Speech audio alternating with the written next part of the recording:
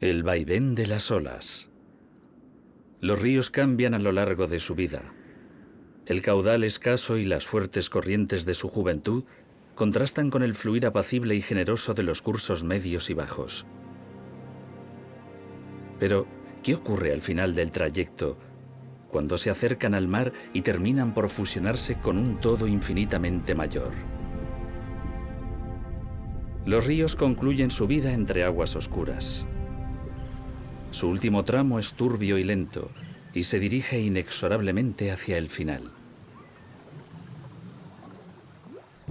Pero es justo aquí, al acabar su vida, cuando sus orillas y sus aguas se convierten en uno de los ambientes más ricos del planeta.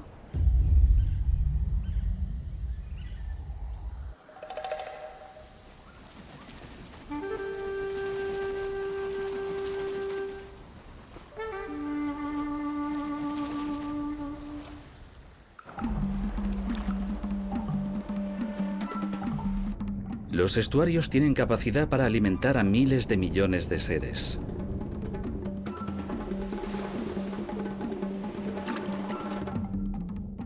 Peces, aves o crustáceos se mueven continuamente saliendo y entrando de sus dominios.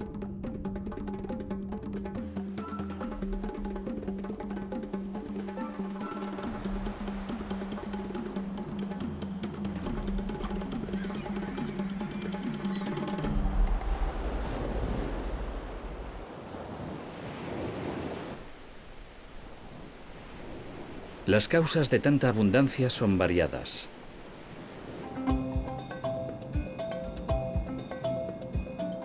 Una de ellas es la mezcla de aguas dulces y saladas que forman un atractivo y cambiante cóctel en torno a la desembocadura.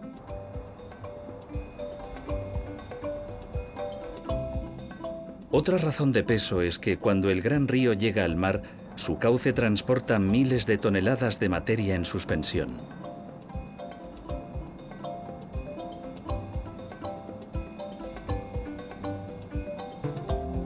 Ese es su legado final, un rico alimento que se deposita en las orillas o penetra en el mar diluyéndose paulatinamente. Esa ingente cantidad de materia flotante es la base de la cadena trófica del estuario.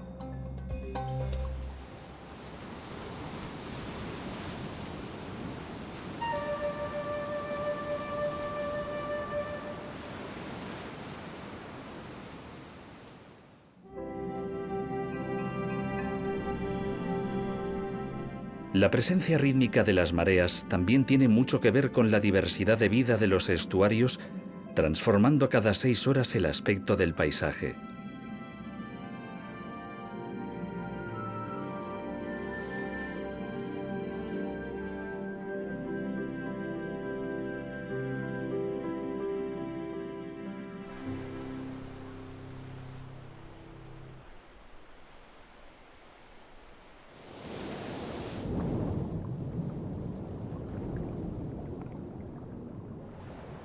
Los más pequeños son los más abundantes y los primeros en aprovechar las oportunidades que ofrece la desembocadura.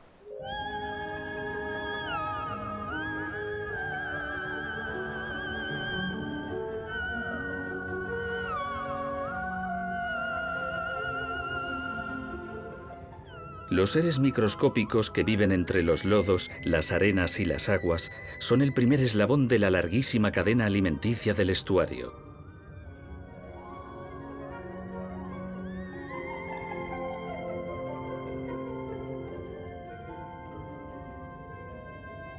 Esta infinidad de seres comprende desde gusanos a crustáceos, almejas microscópicas y una increíble variedad de extraños personajes.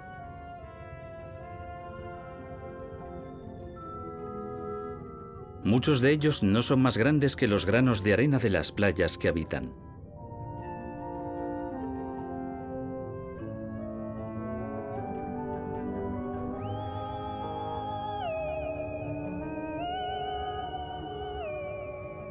Esta microfauna posee una enorme capacidad para reproducirse y ocupar cada milímetro del ecosistema, convirtiéndolo en un caldo viviente. La mayor parte de ellos encuentran comida entre los detritus aportados por el río y las mareas.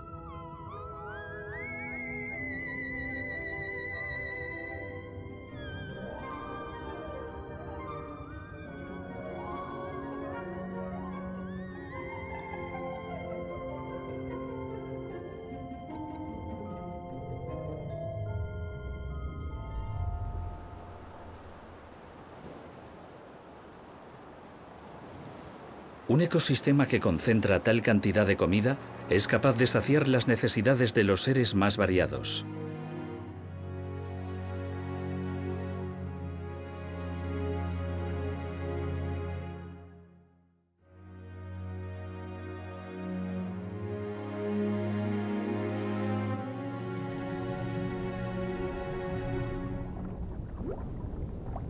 Los organismos filtradores viven inmersos en los lodos del estuario y se concentran por millones.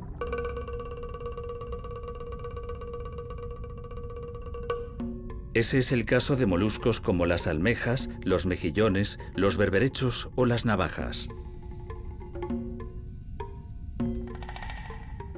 Durante la marea alta sacan sus sifones para aspirar las partículas que portan las corrientes de agua.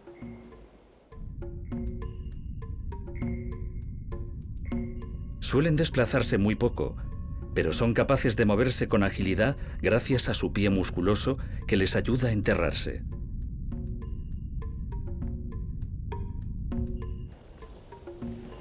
La actividad de los moluscos viene marcada por los cambios de la marea, pero no son los únicos que dependen de este vaivén acuático.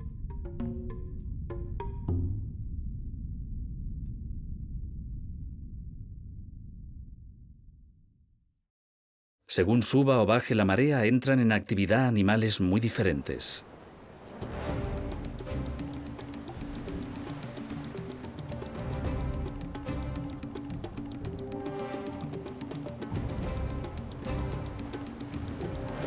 Cuando baja el nivel del agua, el lodo se llena como por arte de magia de los seres más variados.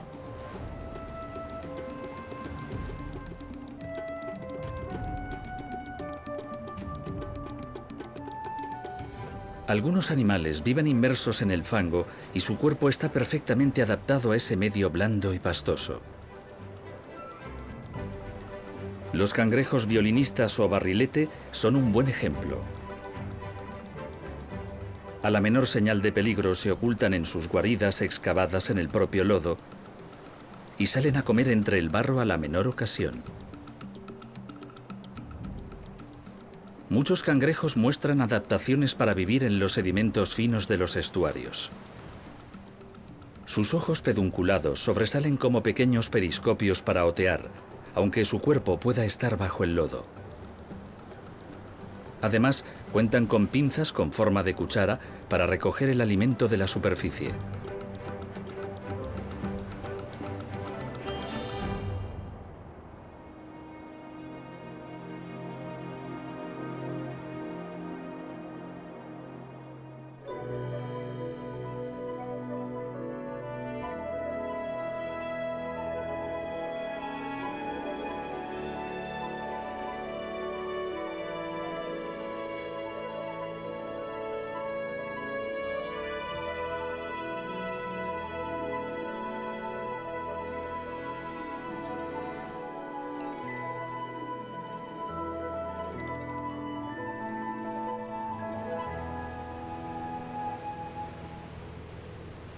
La bajamar no solo marca la hora de la comida para muchos de los invitados del estuario.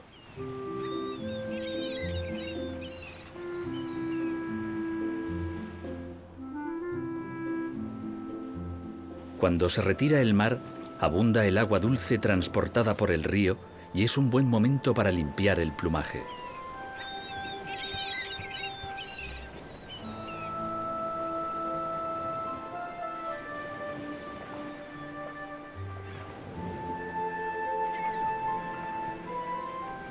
Muchas aves acechan en las marismas y las llanuras inundables del estuario.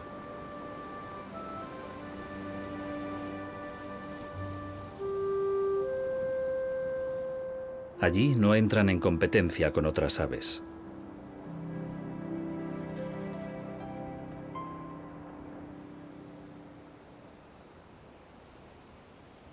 Las gaviotas merodean por todas partes y son unas grandes oportunistas que se alimentan de despojos y todo tipo de pequeños animales.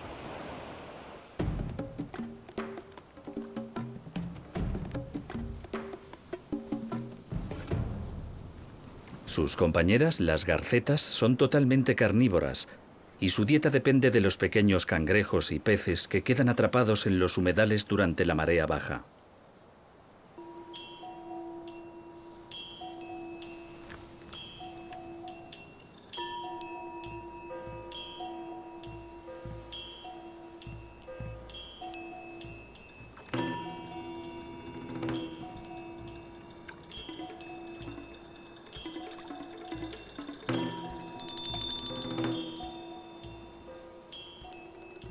Saben que tienen que aprovechar intensamente las horas de bajamar para llenar el buche y se emplean a conciencia.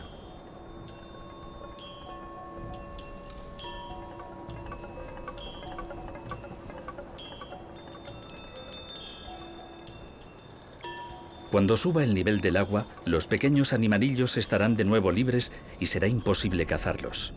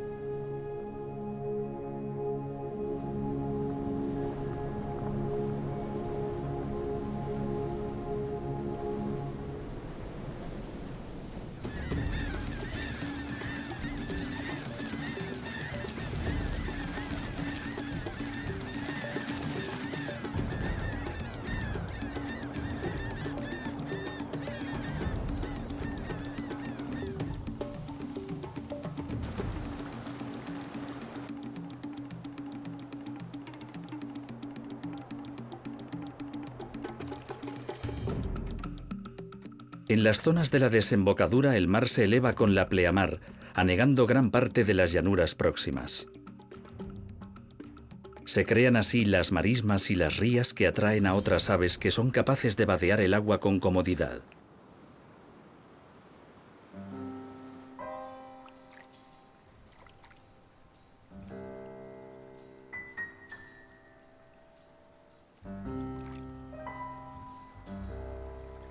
Es el caso de las espátulas rosadas que visitan con mucha frecuencia los estuarios y los humedales cercanos.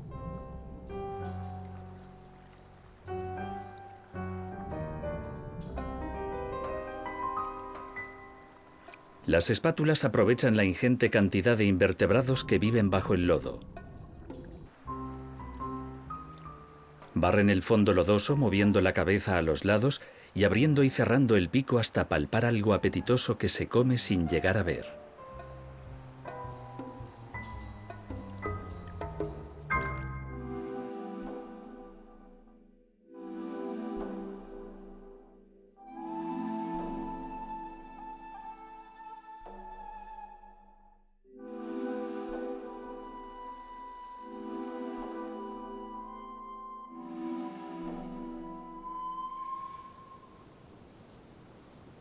La cantidad de alimento es tal que llegan a concentrarse más de 1 millón de caracoles por metro cuadrado.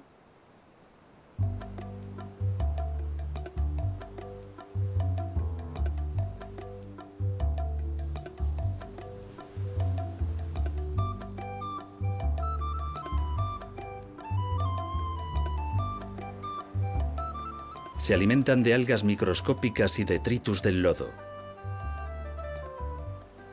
Su éxito se debe a su capacidad de soportar los continuos cambios de marea que alternan aguas más dulces o más saladas.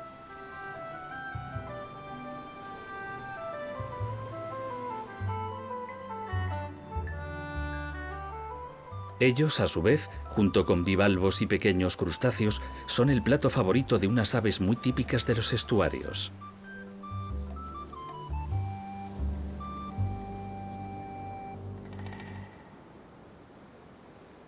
Los limícolas llegan en oleadas durante los duros inviernos que congelan otras latitudes. Es la época de las grandes migraciones y aquí les espera un agua cálida, generosa y hospitalaria. Los bandos multitudinarios de limícolas recorren estuarios, marismas y costas en una pormenorizada búsqueda de alimento.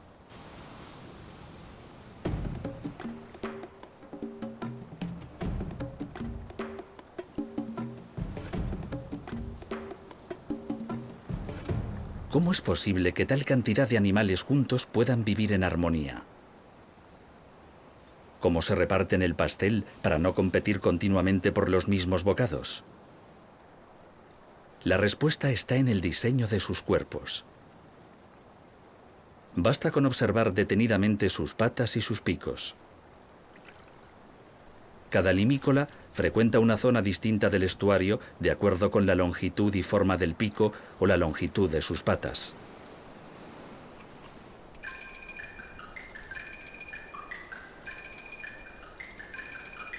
Los limícolas de picos cortos suelen cazar activamente localizando con la vista a sus presas y cazándolas a gran velocidad.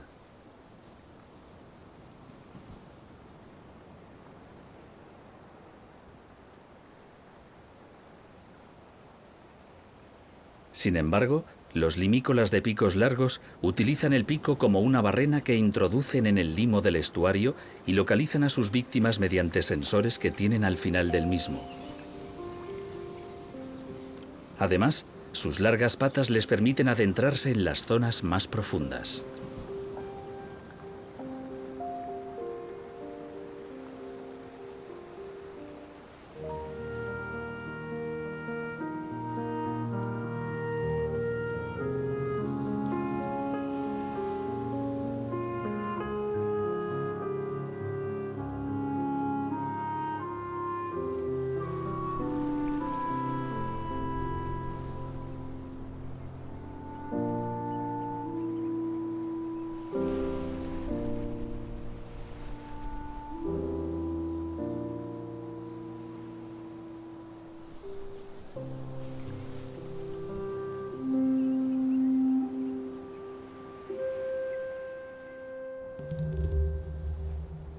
La subida de la marea marca el siguiente turno del gran restaurante del estuario.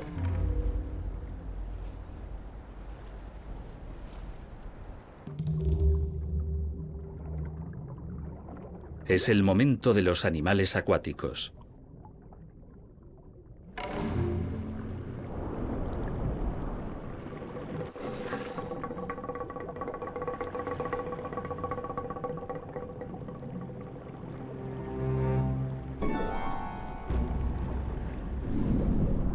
Las aguas turbias de los estuarios son los dominios del esturión.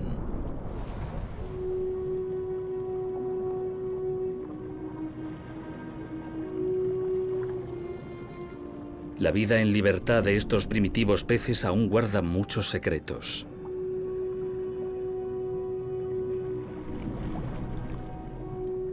Los esturiones prospectan los territorios más oscuros y tenebrosos del estuario, capturando todo tipo de animales.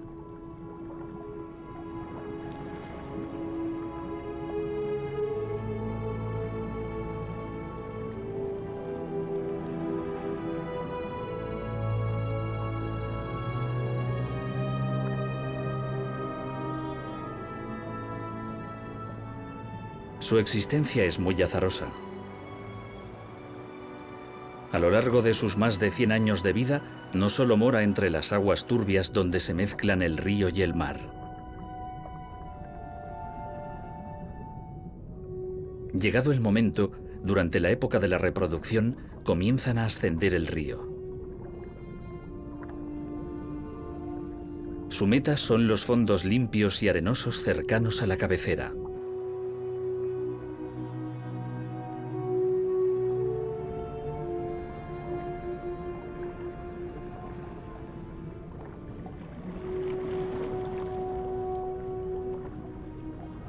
Los esturiones son animales solitarios, pero ahora buscan pareja para fecundar sus huevos.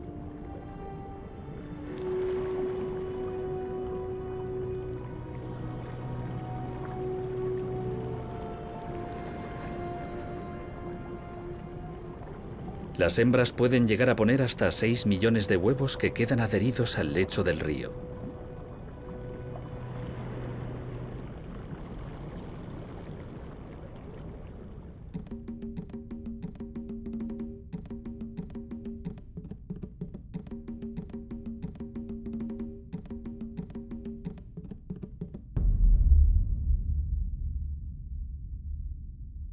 En poco más de una semana, los huevos crecerán hasta formar un diminuto esturión.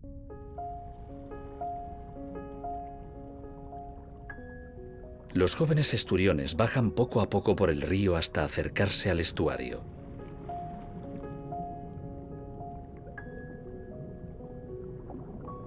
Pasará un año antes de atreverse a cruzar el límite del río y adentrarse en la vida oscura y prolífica de la desembocadura.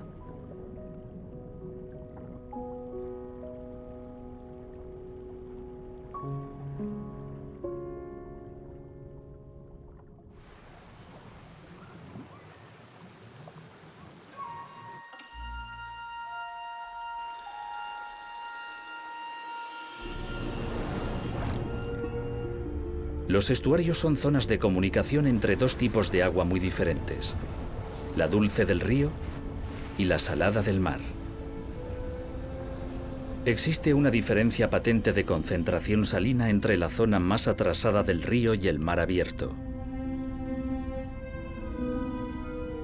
Muchos seres no son capaces de sobrevivir al cambio de salinidad.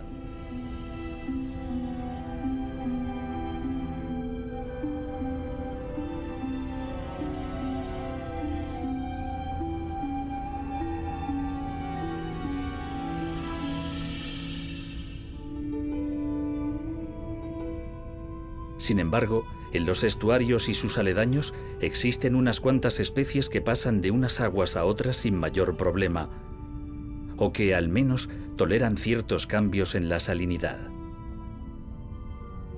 Es el caso de peces un tanto especiales como el fartet, el samaruc o el espinoso, que viven en muchas ocasiones bajo la influencia cambiante de los estuarios.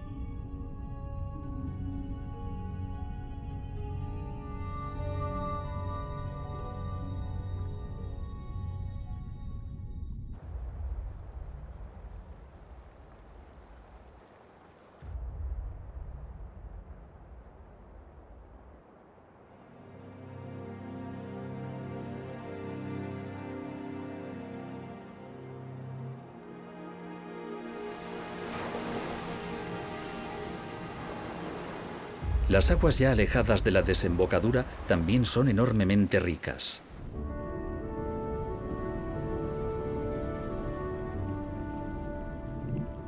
En muchas zonas existe una gran concentración de plancton que aprovecha los nutrientes aportados por el río.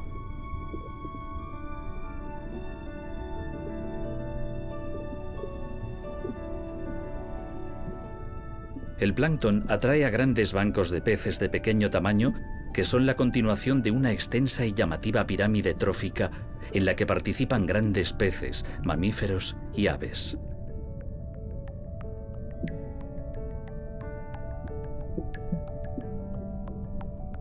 Los niveles de productividad de los estuarios, es decir, su capacidad para generar materia viva, son comparables a los de las selvas tropicales o a los arrecifes coralinos.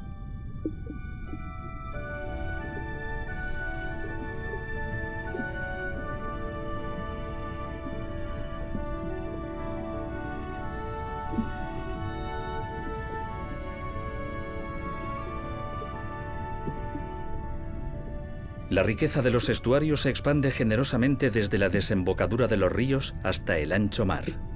Es aquí donde la alianza del agua dulce y el agua marina da forma a uno de los ecosistemas más ricos del planeta.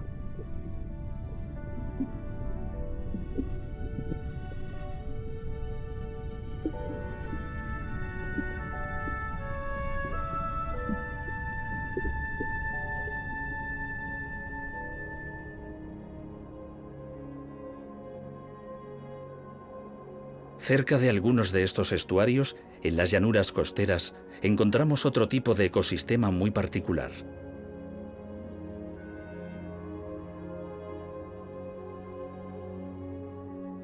es a la vez similar y distinto a los estuarios.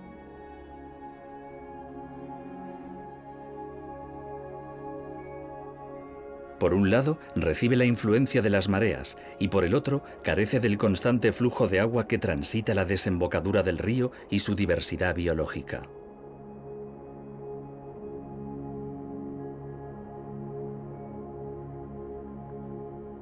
Son las salinas.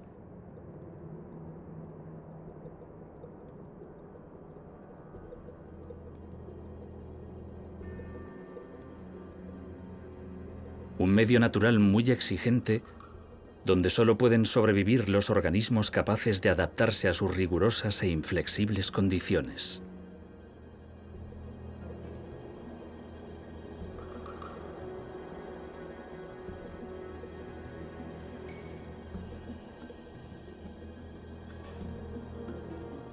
Todos los organismos que habitan aquí mantienen una constante lucha contra un elemento esencial para la vida.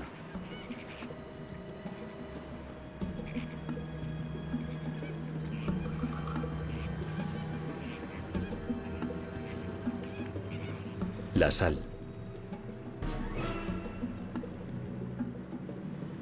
Este mineral se convierte en un grave inconveniente cuando se encuentra en grandes concentraciones.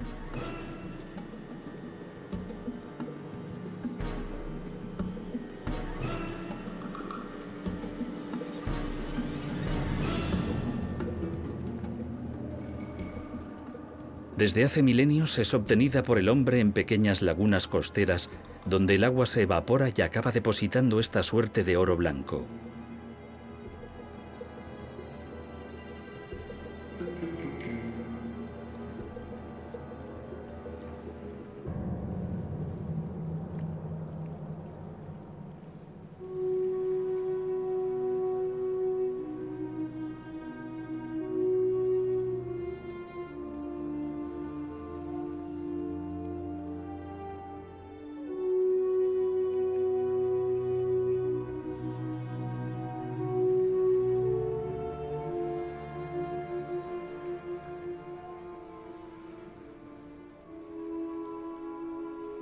Algunos parajes de nuestro planeta presentan un paisaje casi lunar. Son lugares extraños y solitarios, de colores y formas inverosímiles.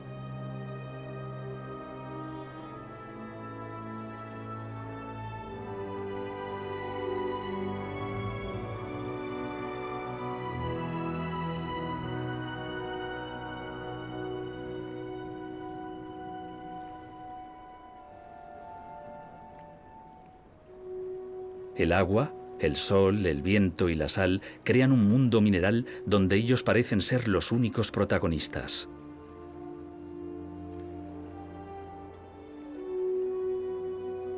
Aparentemente aquí la vida no es posible.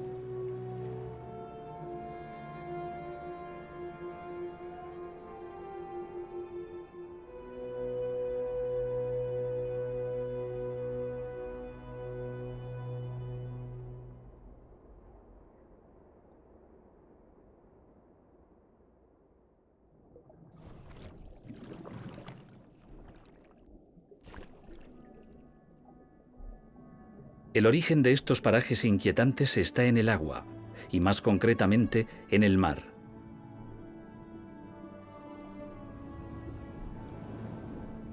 El mar, enorme y antiguo, parece que siempre ha estado ahí. Es casi tan viejo como la propia Tierra. Es tan estable, tan imperturbable, que en sus aguas sobreviven algunas de las criaturas más primitivas de la creación.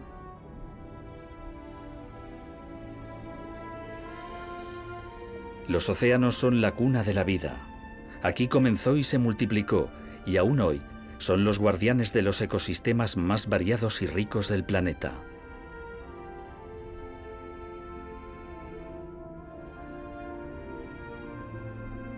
El mar tiene su fórmula mágica, donde el agua es la base de todo.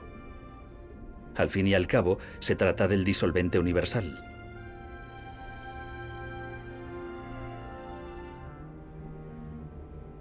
Es un extraño brebaje donde el agua se encarga de disolver un montón de sustancias, casi todas sales, que componen su personalidad química.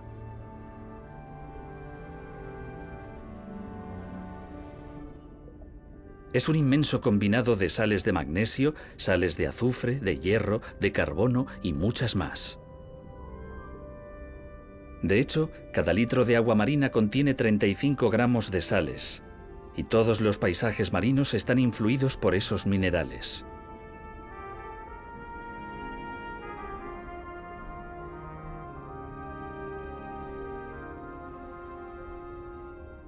Muchas de estas sales y gases, como el dióxido de carbono y el oxígeno, también disueltos en el agua, están a disposición de la vida. Son los proveedores de los materiales que forman los cuerpos de muchos seres marinos. Algas diatomeas, caparazones de erizos, las valvas de los mejillones, el caparazón de los cangrejos o de los caracoles.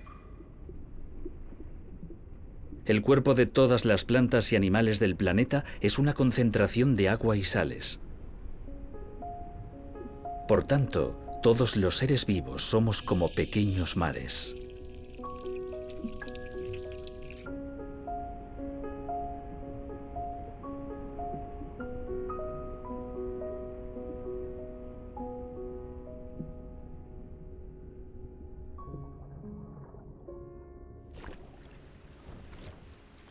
Pero centrémonos en el agua del mar.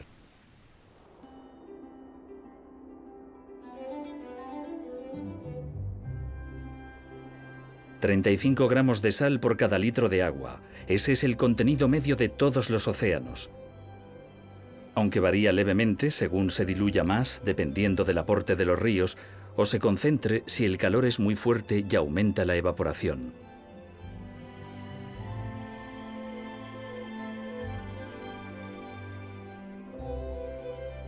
De todas esas sales, una es la más relevante, la que imprime el carácter de los mares terrestres: el cloruro de sodio, es decir, la sal común o sal de mesa.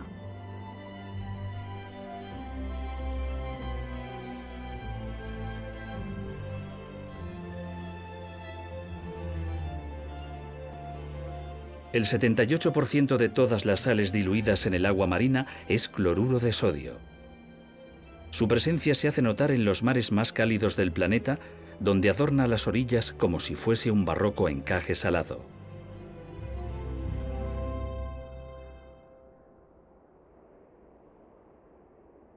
Allí donde el viento y el sol son muy fuertes, el agua se evapora y deja su carga de sal, que se cristaliza en las formas más bellas.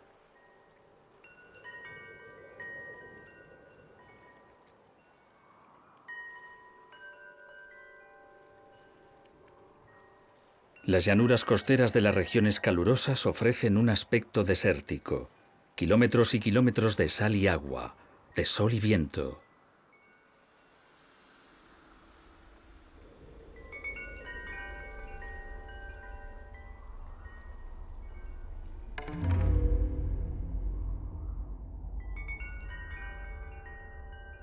Parece que aquí la vida es literalmente imposible.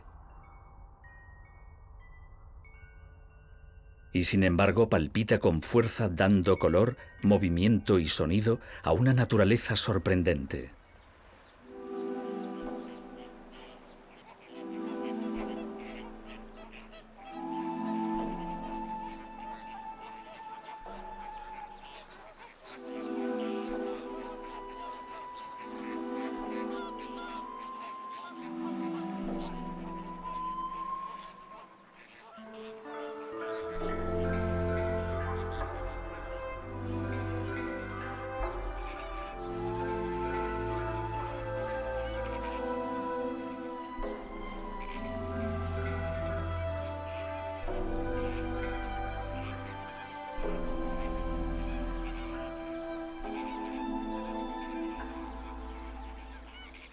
Los flamencos son la mejor expresión de la vida en las salinas.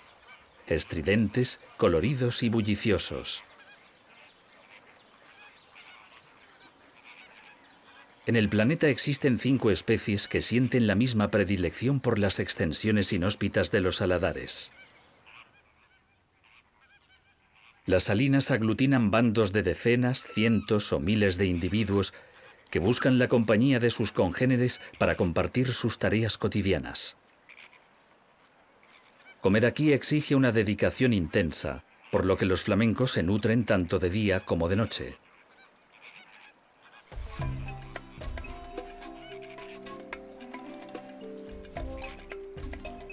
Sus hábitos alimenticios son inusuales, ya que la base de su dieta se basa en algas, microorganismos y pequeños crustáceos que consigue filtrando enormes cantidades de agua.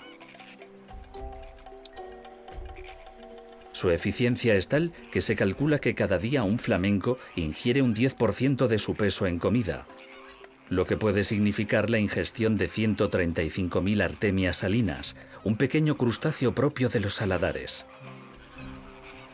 Con estos datos, sabemos que una colonia de 4.000 flamencos devora una tonelada diaria de artemias.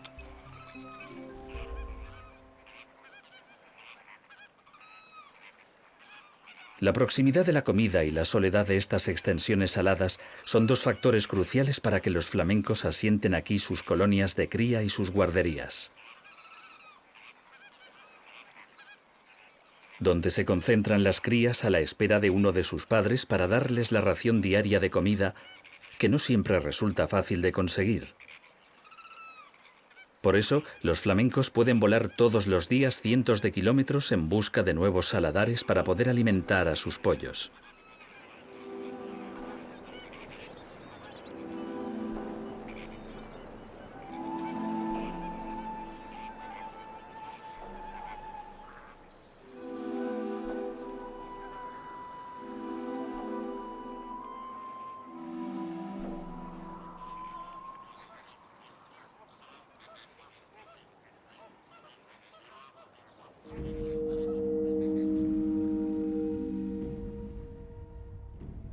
Los microorganismos capaces de vivir en aguas extremas son la base de la vida de las salinas.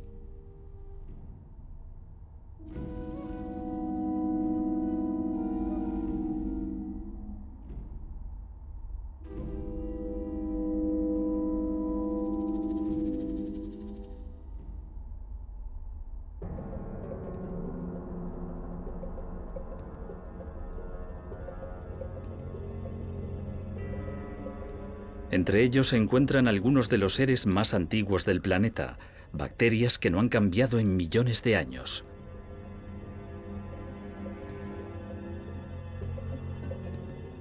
A ellas se une una pequeña corte de invertebrados capaces de resistir las duras condiciones de estas aguas extremas.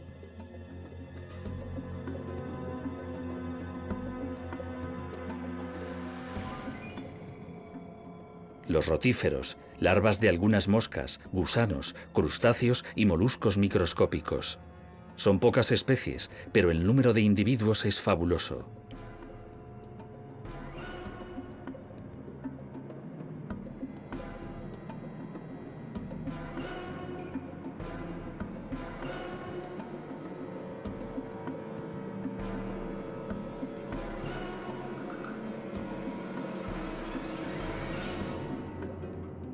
La artemia salina es la más notoria y la más buscada por los visitantes de las salinas, aunque todos esos pequeños seres son vitales en la cadena alimenticia del saladar.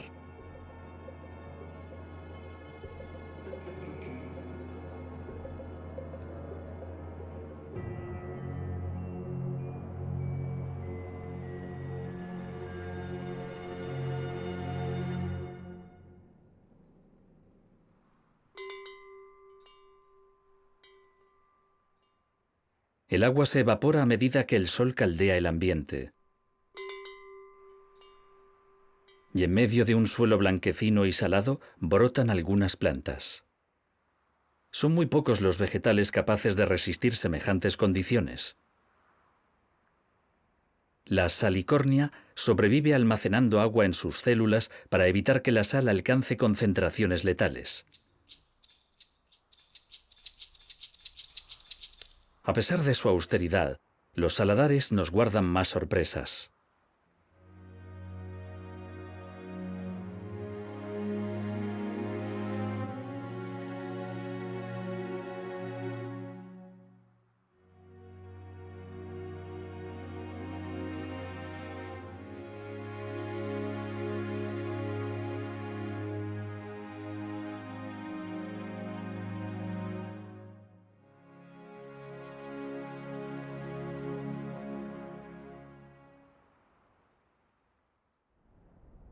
Incluso algunos peces se han adaptado a grados de salinidad muy elevados. Algunos tienen una amplia tolerancia a las aguas salobres.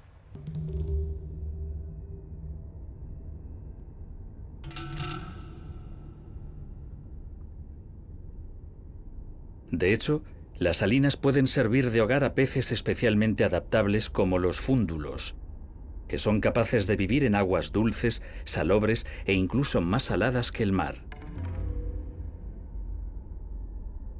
Este vigoroso pez se alimenta de crustáceos, moluscos y otros invertebrados que comparten su capacidad de vivir en aguas saladas.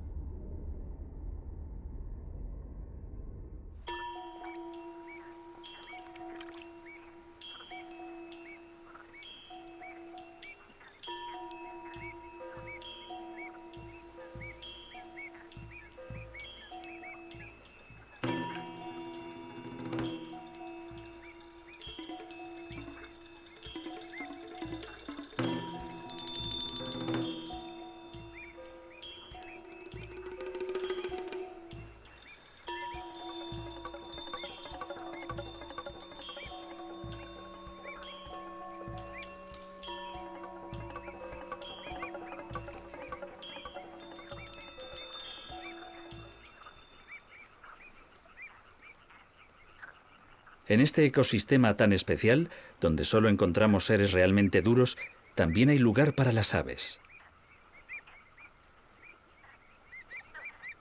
Las avocetas resultan extrañas con su pico curvilíneo y sus largas patas, pero es un buen equipo para vivir en los saladares, su hábitat más común.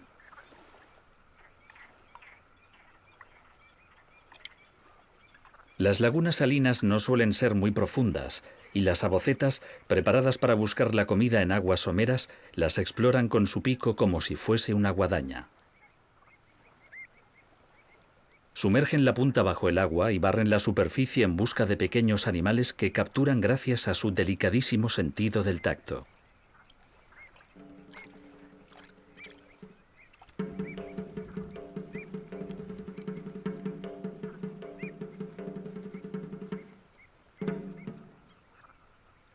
Las salinas son un lugar seguro por la ausencia casi total de depredadores. Ponen sus nidos en el suelo, en lugares aislados y altos, con buena visibilidad, no les queda otro remedio, y suelen formar colonias.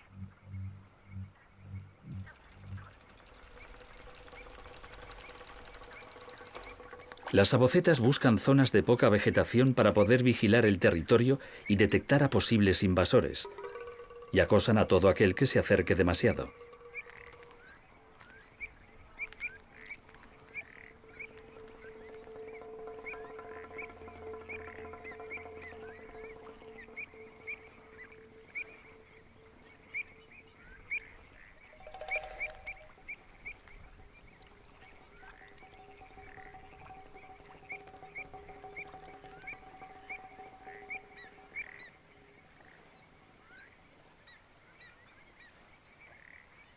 Gracias a la elevada productividad de los saladares, las crías de las avocetas tienen asegurado el sustento.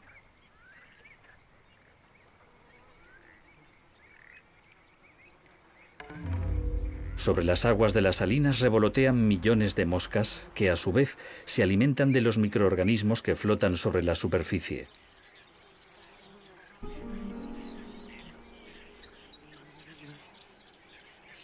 Estas moscas suponen una enorme fuente de alimentos para las aves que viven en este ecosistema.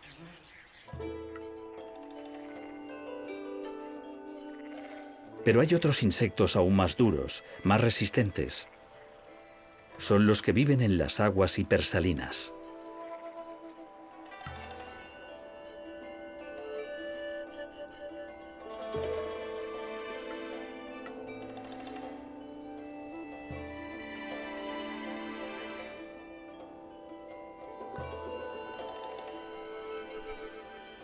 Algunas lagunas y arroyos nacen en terrenos salinos, y su concentración llega a ser de 100 gramos de sal por litro de agua, 3 veces superior a la del mar.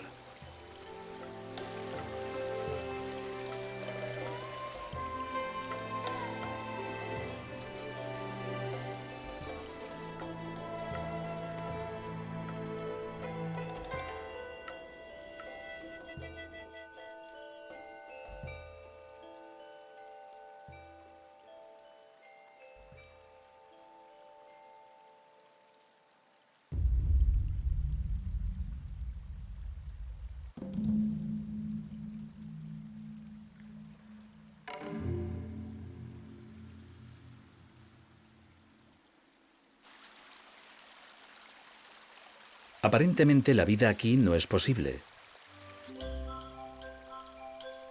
Sin embargo, en el sureste de España, en paisajes de apariencia extraterrestre, medra una saludable población de coleópteros, conocidos como escarabajos de la sal.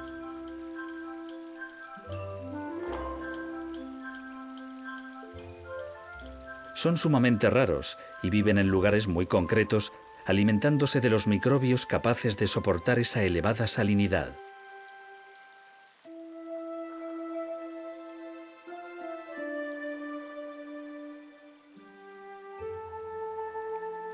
Esos microorganismos suelen formar tapetes que recubren y colorean de rojo amplias zonas de aguas saladas. Ellos componen el menú básico de los escarabajos.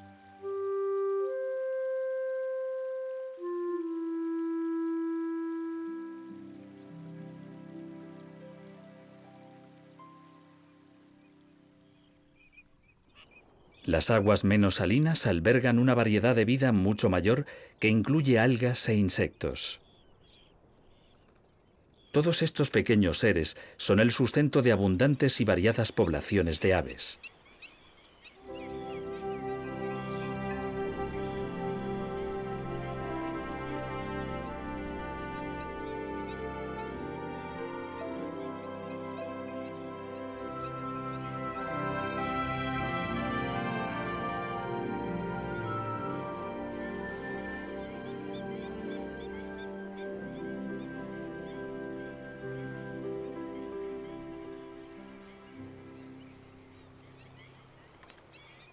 Ellas son las protagonistas más visibles de las salinas, los vertebrados que mejor han sabido adaptarse para aprovechar las ventajas de un ecosistema poco explotado.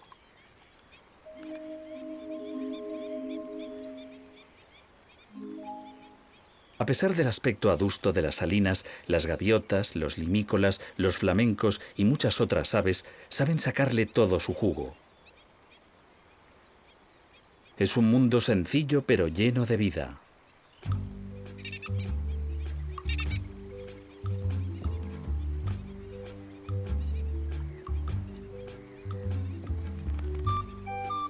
Estos parajes son casi de su uso exclusivo y han aprendido a aprovechar todas las oportunidades que les ofrecen. El saladar representa un refugio seguro para millones de aves. Ya son tan austeras como el paisaje que habitan. No necesitan más que algunos vegetales para construir un nido elemental durante la temporada de cría. Por lo demás, hay comida de sobra para alimentar a todos los visitantes.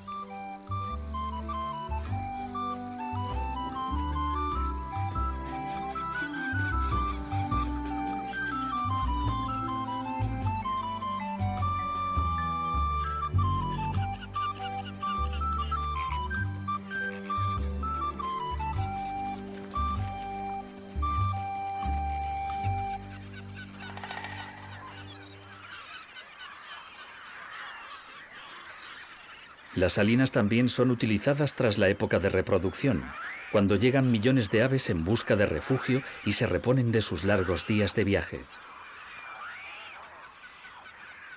De hecho, las salinas son enclaves imprescindibles en las rutas migratorias.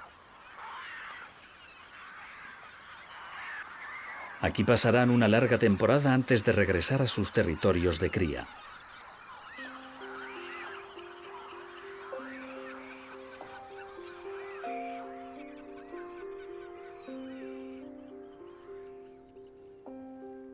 En las aguas saladas nació la vida en nuestro planeta.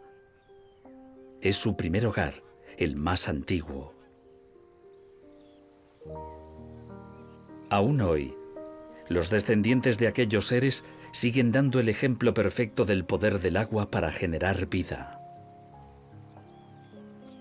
Una vida que tras millones de años se ha diversificado para volver a colonizar las aguas saladas con sus formas más bellas y variadas.